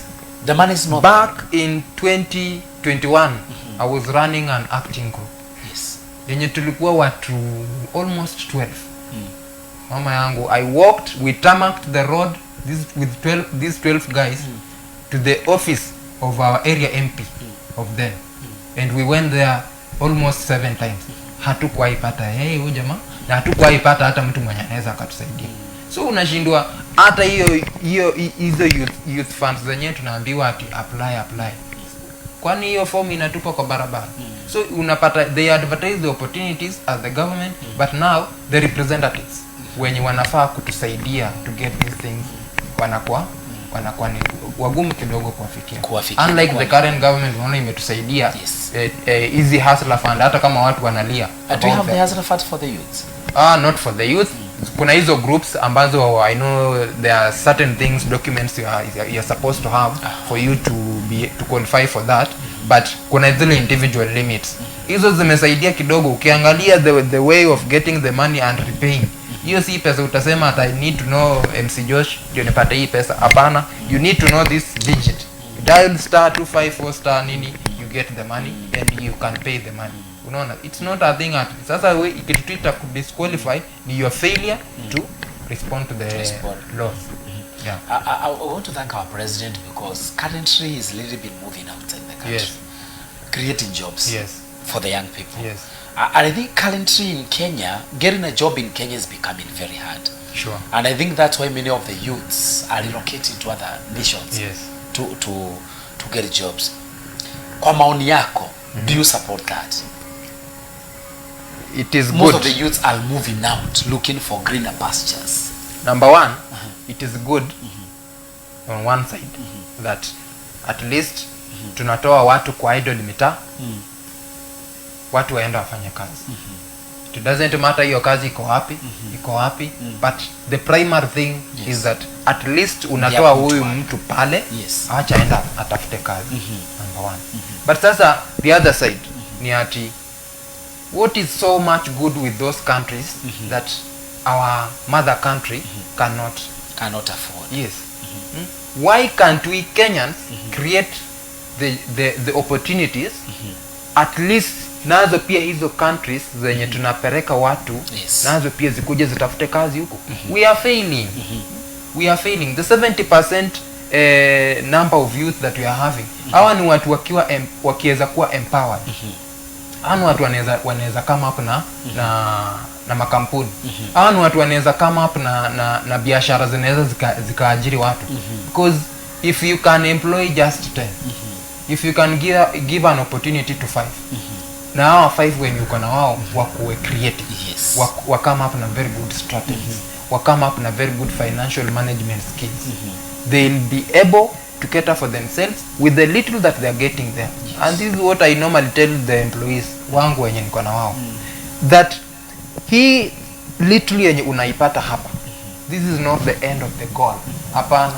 We are just giving you the little that we are getting from what God has been able to make us give you today. But you should convert this into something bigger. Najua kitambo nilikuanga nasema venye nimesema pale mwanzo, I am born from the other side of the town, Western. Mimi ni Mluya, but I have a very great passion into Kikuyus. Ask me why.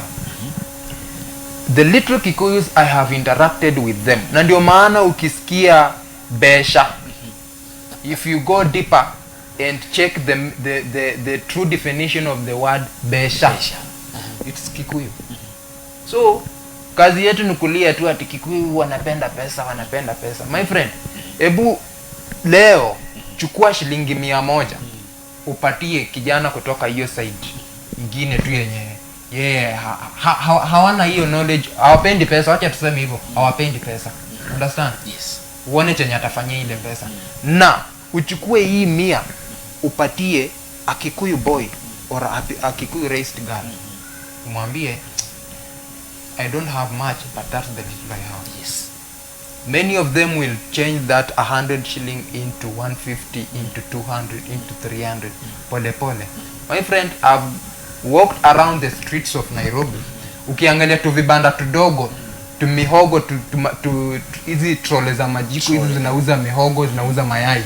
Mingi, they're being ran with the Kikuyu boys.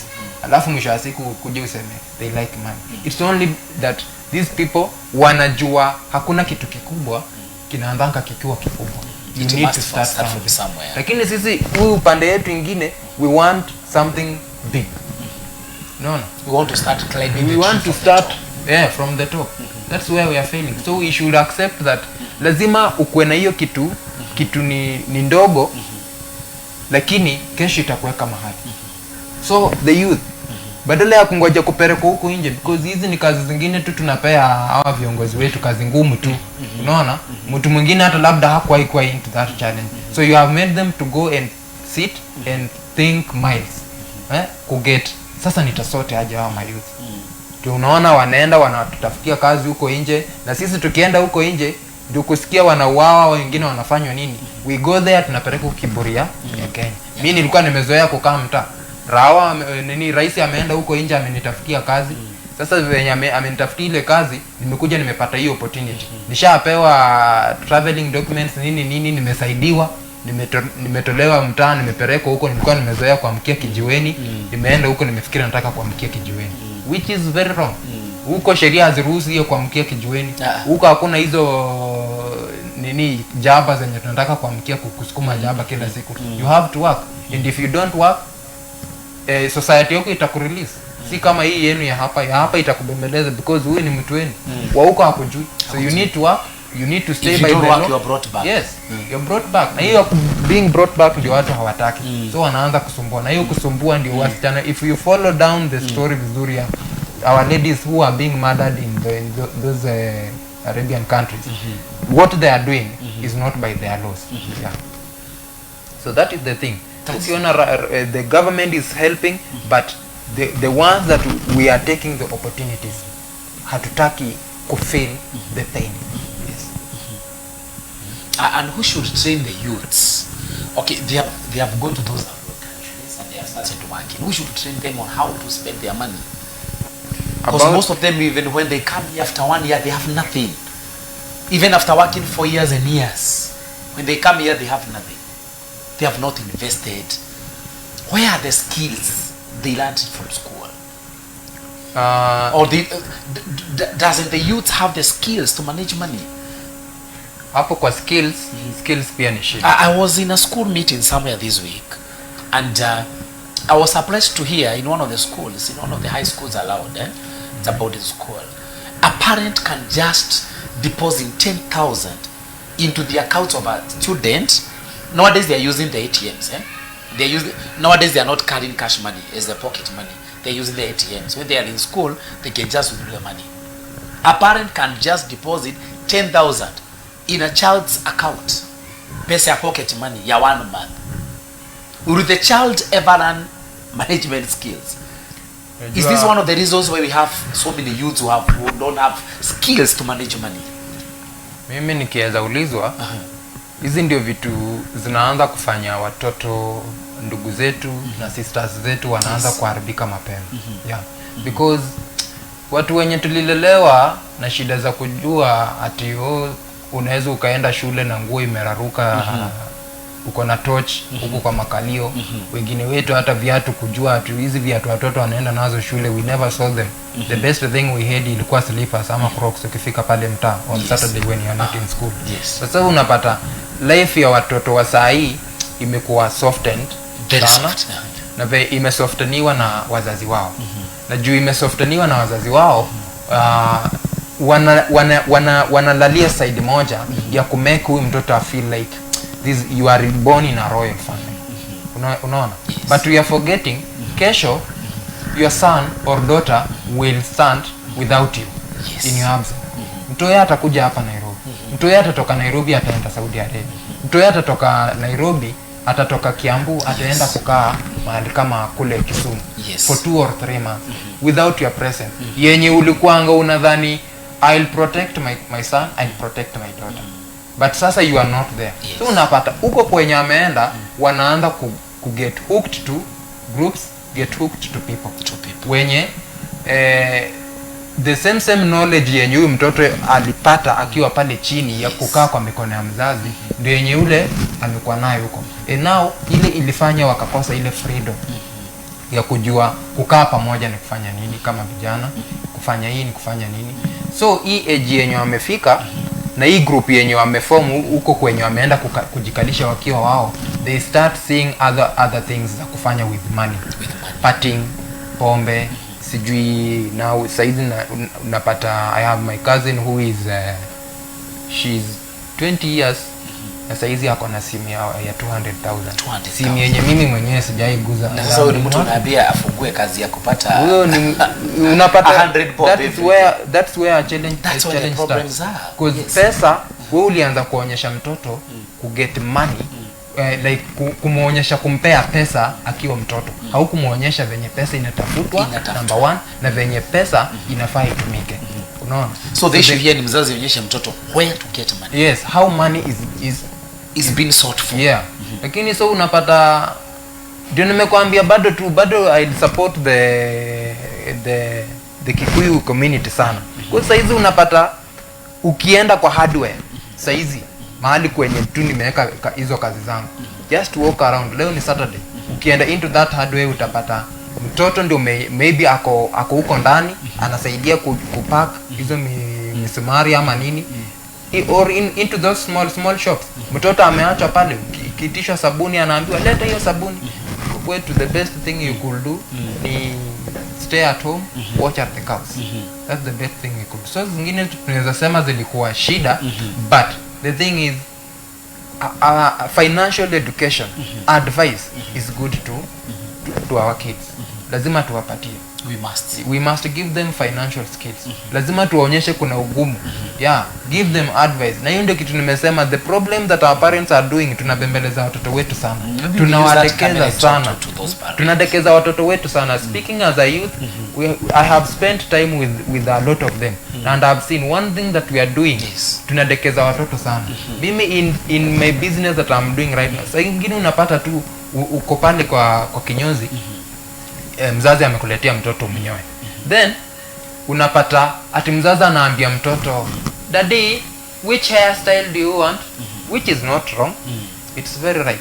Lakini we should not let our kids make final decisions by themselves. As much as you want to show them your teeth, uonyeshe you are a happy father, you are a happy mother, you are a happy grandfather or grandmother, lakini pia wacha mtoto ajue. One advice dad yangu alinipeanga, aliniambia usiaonyesha mtu meno yako for 24 hours. Let them know when you get sad and let them know when you get happy. Yeah. So let's take the ball into our hands and take our sons and daughters in all the moral steps of growing up. Yeah. So that mtoto asikue tu akiwa tu anajua pesa ni kupewa na mzazi. Pesa ni kupewa na mzazi, but after umepewa you don't know how to use the money. Unaona? Wacha tulee watoto wakijua shida ziko, there are this kind of challenges. So when I grow up, when I get money, when I happen to get my own business, when I happen to inherit a business, maybe hii ya mzae ama hii ya madhi, hivi ndio nitaikuza. Ndio utapata biashara mingi watoto tunaachiwa. Biashara ambayo ilikuwa ina thrive year by year inaanza kwenda chini. Just because money is being used in the wrong way. Yes. Now let's go to the issue of the year of retirement. Can we see this is another challenge that affecting the youth? You find that our parents or those who are currently holding offices, like now I think they are retiring at the age of 60. Yes. I think 60. Yeah, 60. So before my elder reaches 60 years, and I'm just 30 or I'm just 25, fresh from the university, I'm waiting for this person who is now 45 to go up to 60 so that she or he can retire, so that I can take the same office. Do you think this is another challenge whereby tunakaa sana katika zile ofisi? We need to vacate and leave the room for the youth. The problem is because that if you go to so many offices you're going to find we have learned youths, kweli wamesoma, wako na masomo, they have everything that it takes to go to those offices, but some of the offices that are being held by people who already have given so much services to those companies and they don't want to leave their companies. Hiyo pia ni shida. Hiyo pia ni challenge because wakati tunasema youth ndio viongozi wa kesho. Yes. Hiyo kesho ikifika unapata ule mtu ako kwa hiyo ofisi, they are still they are over 6 years ambao wanasema hiyo ndio wanafaa kuwa ameretire, but wao ndio bado wamekalia zile nyadhifa mbalimbali. So unapata the youth bado tunabisha tu milango huko nje, tunabisha tu milango looking for those opportunities, but who is going to give you the opportunity while wao wenyewe they still call themselves thirsty of the finance, the funds zenye ziko kwa hizo maofisi. So no one wants to leave the office, for the incoming generation. Yeah. So we can say that's another challenge. That's also another challenge. That's really affecting the Yeah, they don't, hakuna mtu anataka kujikubali ati miaka yangu imefika, wacha nitoke hiyo ofisi. Actually ni the same elder people.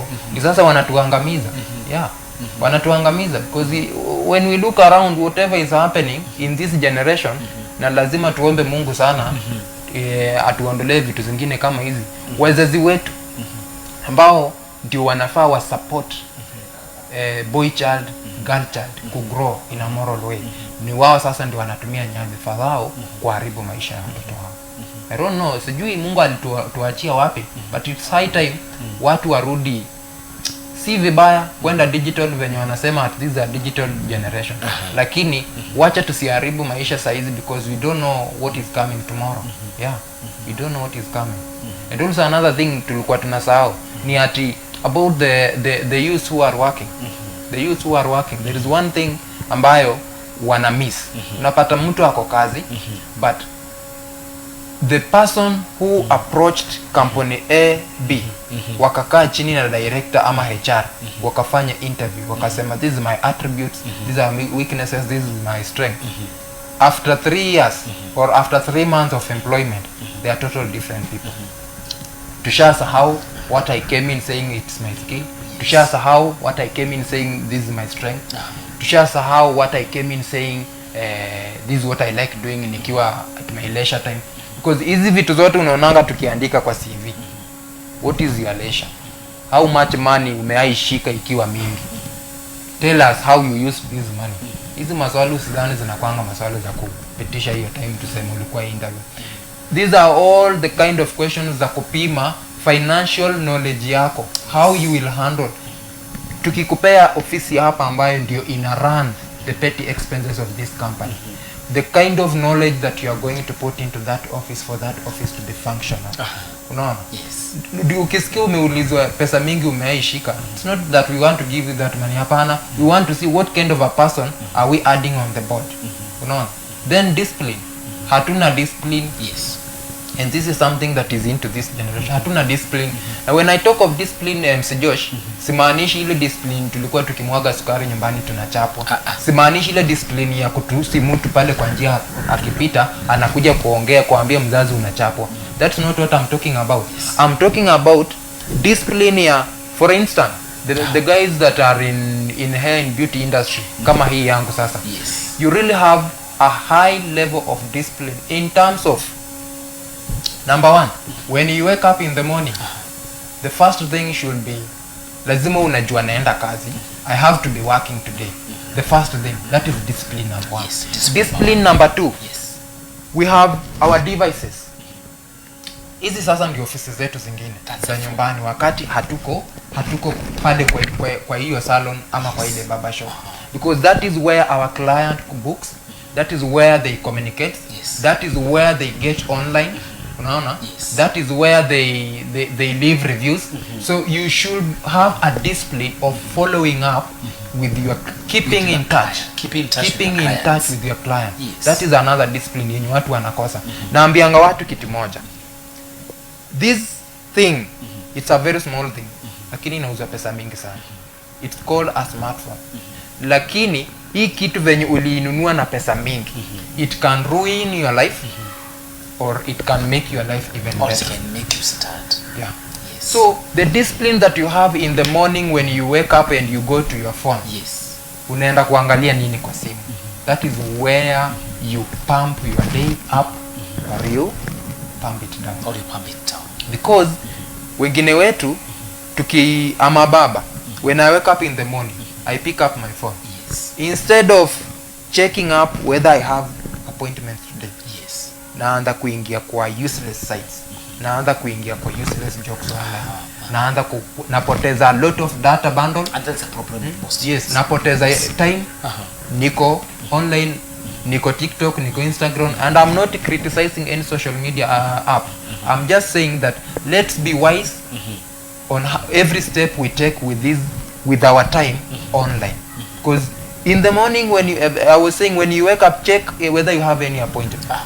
unaona, because kuna wengine wenye tumejiemploy kama mimi ndio tuko na shida na sisi ndio tunaharibu hata zaidi, na wengine wale ambao tumepea hiyo chance ya kufanya kazi na sisi, they are also messing up because you look at me, I'm in my early 30s and maybe colleague wangu maybe ni 30 years pia ama 29 ama 28. So unapata huyo mtu akiangalia huyo Frank anaona umse si tuko age mate, haizi ni advice anything.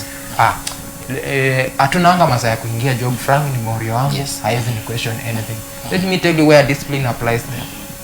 If you don't bring up yourself in a well disciplined manner, wakati bado umeajiriwa na kale ka biashara ka mtu, when are you expecting to come up with yours when these people are gone? That is where we start failing, because hatuna discipline ya masaa ya kuingia kazi. Unaona, then unataka kuniambia you will succeed ukiacha kukua under someone who watches and questions you about what time you should be coming. Unaona, ukiingia kazi, yes, your discipline should also start on when you are employed. Wakati tu uko pale, tulifunza ukiwa shule unafaa kuwa shule masaa fulani, then ukitoka pale ukipata kibanda, wale wenye tumesema let's create jobs, umemention kibanda mahali, kwa hiyo kibanda you should have discipline of time. Mtu asiangalie tu ni kibanda tu ya kuuza sukuma. Wacha kusema ati you must be time disciplined. Ati leo naweza ingia hata saa 9. Kazi ni yangu, hakuna mtu ataniuliza. That is where we are failing. So people are failing because we don't want to consider hiyo discipline ya kuna mtu anakutegemea. Waafrika tunajua tunafaa tukule mara 3 kwa siku. Kuna breakfast, kuna lunch na kuna supper. So imefika lunch time ambayo inakuangi imewekwa saa 7. Tumefika kwa kibanda yako saa 7, you are not there. Unaona? Nikipata tu hauko kwa kibanda saa 7, naenda kwa ule jirani yako pale. That is where we start losing our customers. And maybe Mr. Francis, maybe short within maybe a few minutes. Specifically the boy child. The boy child. The youth, the boy child as the youth, you've come to realize that the boy child, it's like he's been ako chini kiasi compared to the girl child. Tukifika mambo na biashara, unapopata vijana wengi ndio utapata kwa barabara, they are the idlers. Vijana wengi ndio kwa mihadarati. Vijana wengi hata akiweka biashara kadogo hivi, within 2 or 3 months kashaanguka kameenda. What is wrong with the boy child? Boy child, the youth, the boy child as an youth. Boy child anakuanga amewekewa responsibilities mingi sana. Nikiweza angalia mimi, boy child anakuanga na so many responsibilities zenye zingine zinasaidia wengine kugrow, na zingine zinafanya wengine wana let the fish go. Kwa sababu being born maybe when you first born kweli, na uka happen maybe ku-own kabiashara ama kuwa employed. Firstborn is always the second father or the second mother of the family in the absence of these parents. So unapata hatuna ile number 1 acceptance ya what we have and what comes with it. Unaona? And what we are supposed to do for it to continue standing. Hatuna ile patience, hatuko ready ku stand the challenges. Unaona? Haya, unapata without knowledge of how to run these things and how to multiply it, tunatengeneza diversions ambazo si right. Unaona? Unapata jamaa ana run biashara, ajai jua ku handle pesa, ashaanza kuwekelewa majukumu ya kifamilia ya nini. Wale watu wanataka hii pesa ni wengi, alafu saa zingine there are so many things that comes in between challenges. Unapata rents nini, kuna hize hard times when things are not flowing. Unapata, so unapata boy child anaangaliwa sana kuliko msichana. Yeye anaangaliwa sana, msichana yeye ni wa kudepend. Very much. Asanteni sana watazamaji wetu. Tumeendelea vizuri sana. And as we wind up our program on youths and employment, empowering the youths, especially when it comes to the area of employment, and nimekuwa na mgeni hapa studio anaitwa Francis, na tumekuwa tukiongea mambo na wanalika na kazi, the challenges they are facing, why they are not getting the jobs. Most of them are waiting until they will get the white collar jobs, and we are trying to educate and give them the skills even how to handle money. And I was asking before we went for some break, the young boy, the young man that we are raising, most of them are not responsible. Even if they are given this job, I don't know what is happening to them. Is it that they have not been given the right skills, the right counseling, the right training? Because you find that the girl child is realizing, look at tabia kwa barabara, who are driving the most big expensive cars. They are the ladies, the young woman who is coming up. What is happening to a boy child? That was my question, Mr. Francis. My take on this, boy child, Yes. wale wengi wenye wanapewa opportunities to own businesses, to run businesses, to get these job opportunities, wengi kuna mahali wanafikanga wanapotea. Na kupotea wanaanzanga pesa ikianza kuingia, ndio unapata we tend to believe bado tuko na time, so we fail to do what we are supposed to do on the right time. Yes. Napata such that kama ilikuwa biashara, angekuwa ni mzazi wako, angetumia the incomes, the profits to pay your school fees and to also to pay the school fees for your brothers and sisters, your siblings in quotes.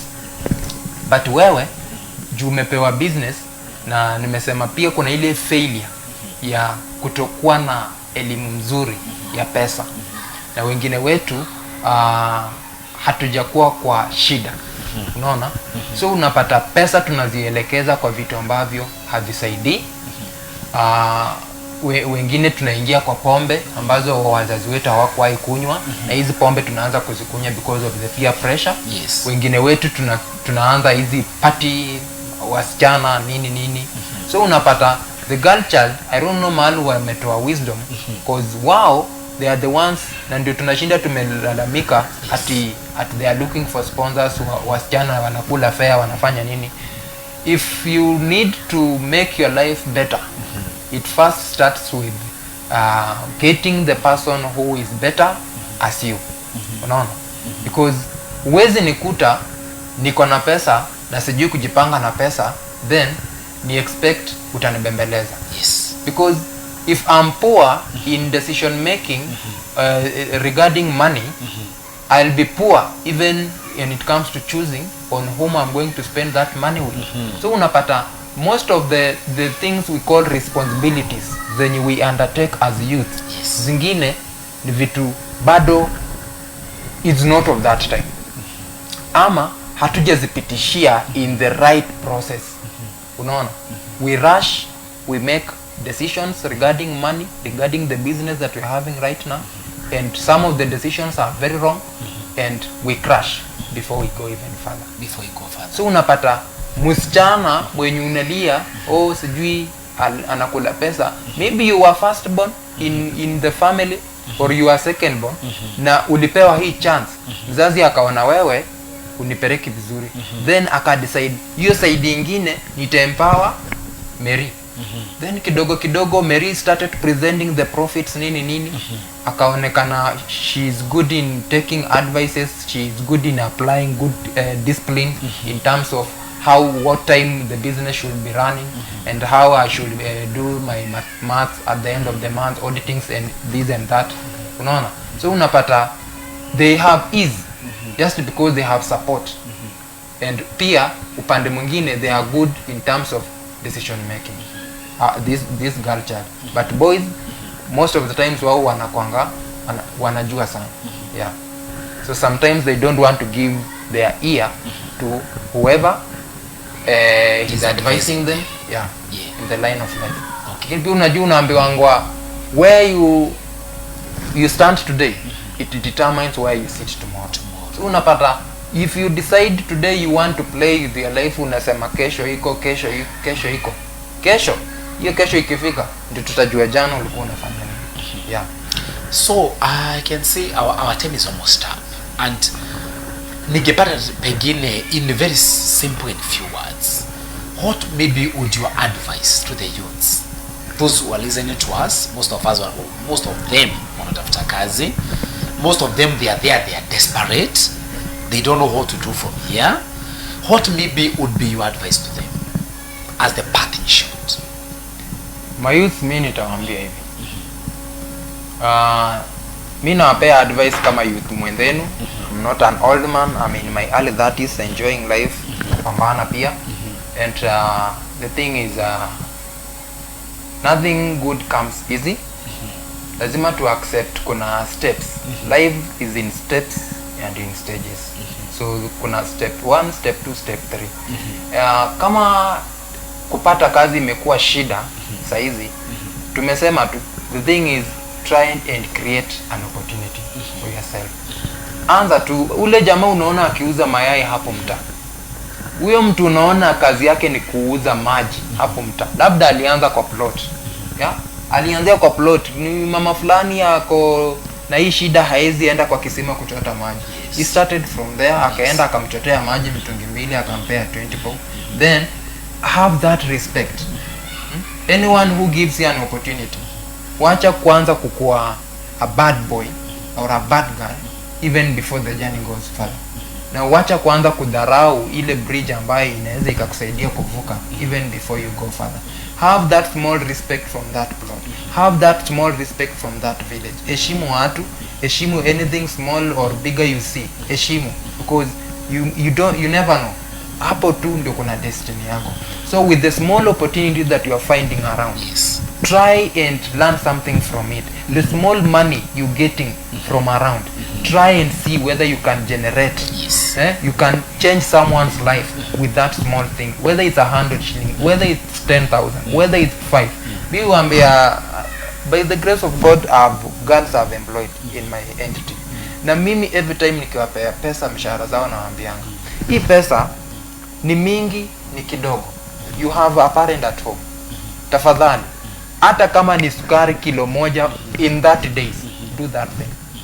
Another thing, never forget God. Omba Mungu every time you wake up, every time you shower, you want to get out to come and work. Ambia tu Mungu, I'm going. Ndio ukifika hapa the stylist, sisi tutaweza kuona haupendezi, tutaweza kuona wewe si mchapakazi, but because the hand of God is upon you, utakuwa tu na favor. Tunaweza kumistreat, but God will never mistreat. Thank you very much, Mr. Francis. That's very good advice to the youths. Pengine unaweza tukumbusha tutakupata wapi tukikutaka?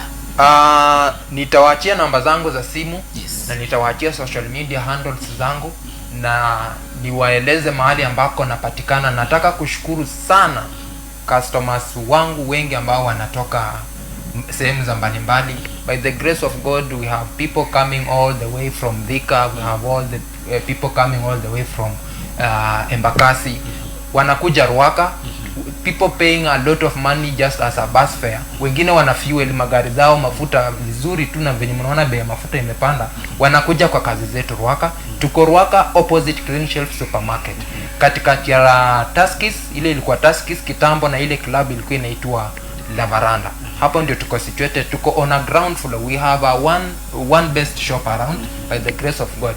And kama unataka kujua kazi zetu, who is Frank the Stylist, what I do, get to Instagram, check on the Stylist Global, utapata pale picha zangu.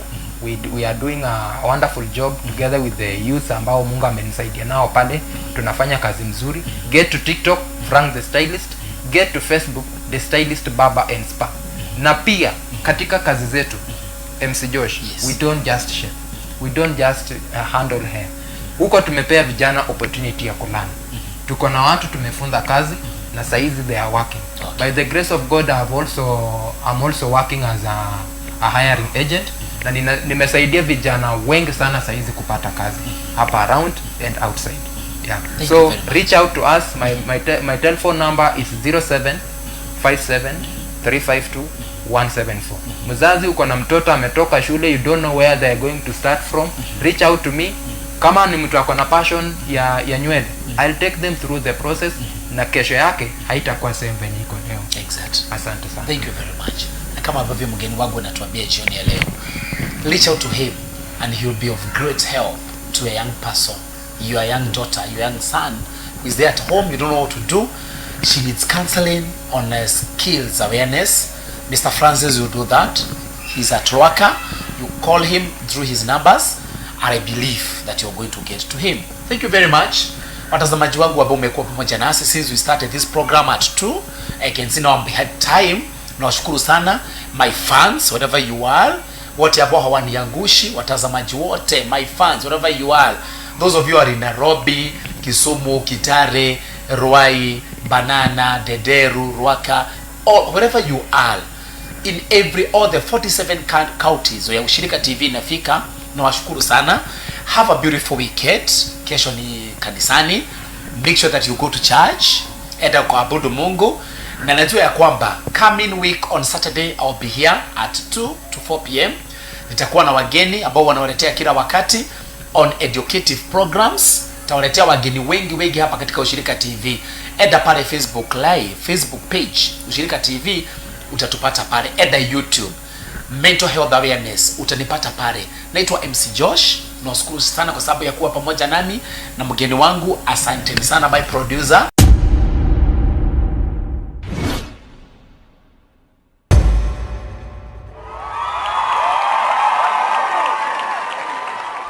Find us on Google, The Stylist Barber and Spa.